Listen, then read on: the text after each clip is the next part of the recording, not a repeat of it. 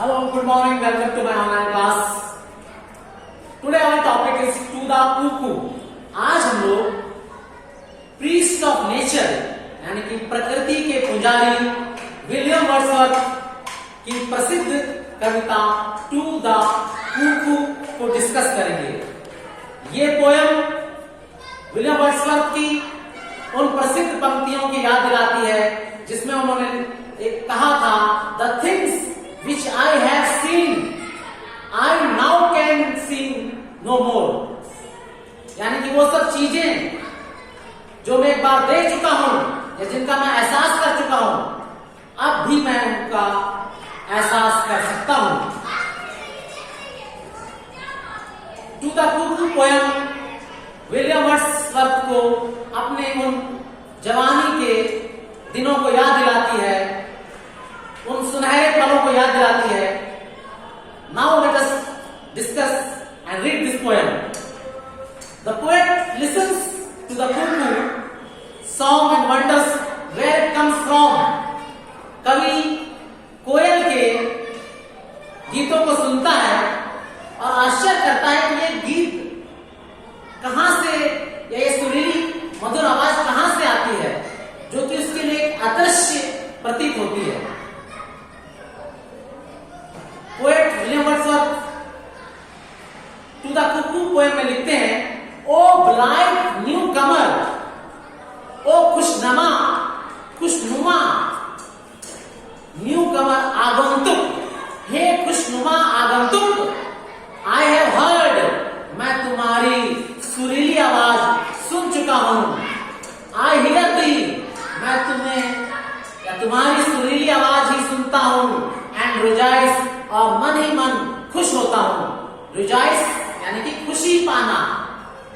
O Kuku, hey coil, shell I call the bird, क्या मैं तुम्हारी सुरीली आवाज सुनने के बाद भी क्या तुम्हें मैं चिड़िया कहूं या परिंदा कहूं? और बट ए वेंडरिंग वॉइस, यह एक भटकती ही आवाज जो आज भी मुझे विचलित कर देती है।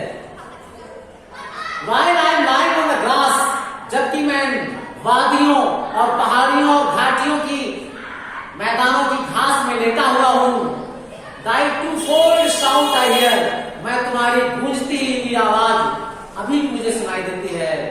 उन फ्रॉम हिल टू हिल, पहाड़ियों से और पहाड़ियों से, seems to pass, मानो अनंत पहाड़ियों से गुजरती ही मेरे पास आती है।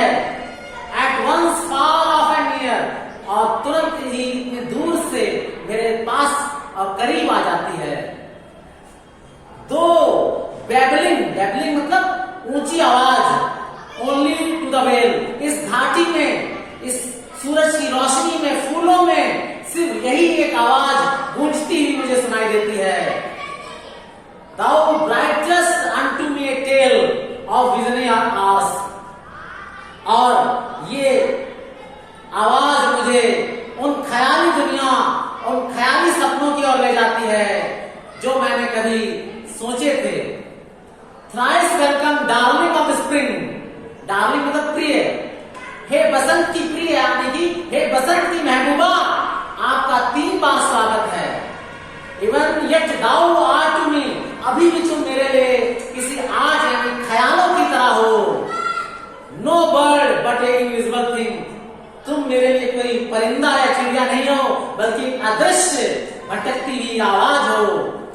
ए वॉइस अ मिस्ट्री, एक ऐसी आवाज, एक ऐसा राज जो अभी मैं अपने दिल में समाये हुए हूं। The same home in my school days, वही आवाज जो मुझे अपने स्कूल और कॉलेज के दिनों की याद दिलाती है। I listen to that cry, अभी भी मुझे वो आवाज, उस आवाज को सुनकर मुझे कॉलेज के दिनों की या स्कूल के दिनों की यादें आ जाती हैं। कभी यहाँ पर अपनी कोयल की आवाज को सुनकर अपने युवावस्था या जवानी के दिनों को याद करता है। Which made me look 1,000 ways, और जिसके कारण मैं हजारों बार उन बातों को याद करता हूँ। In a bush, a tree and sky, to seek thee did I often rove, इन झाड़ियों में, इन पेड़ों में, इन आकाशों में मैं अक्सर घूमता हूं। Through woods and on the green, इन जंगलों में, इन हरे भरे मैदानों में, and thou wert still a hope and love, और अभी भी मैं तुम्हें भावुकता से, एक मेरे अंदर एक उम्मीद है, एक प्यार और प्रेम की तमन्ना है, still longed for never seen, अभी भी मेरे अंदर वो चाहत है, वो अनजानी चाहत है उस चीज को देखने की जिसको मैं कभी भी नहीं देख चुका हूं। And I can listen to the yet, और अभी भी मैं तुम्हारी खूबसूरत और मधुर आवाज को सुनता हूं। Can lie upon the plain, इन मैदानों में लेटे हुए, and listen till I do beget the golden time again, इन आवाज यानी कि कभी कोयल की इस मधुर आवाज को सुनकर फिर उन अपने सुनहरे दिनों यानी कि युवावस्था और जवानी के दिनों की याद करता है, और वो कहता है, ओ ब्लेस्ड बर्ड, हे धन्य परिंदे, हे धन्य पंछी, the earth we place again appears to be an unsubstantial fairy place, ये धरती फिर मुझे एक छोटी सी परियों सी नजर आती है, that is fit home for the, और ये तुम्हारे लिए यहाँ इन वादियों में घोषणा या रहने के लिए पर्याप्त है। स्टूडेंट्स, ये पोएम आपको कैसे लगी आप इसे कमेंट बॉक्स में जरूर लिखिएगा। Till then good bye.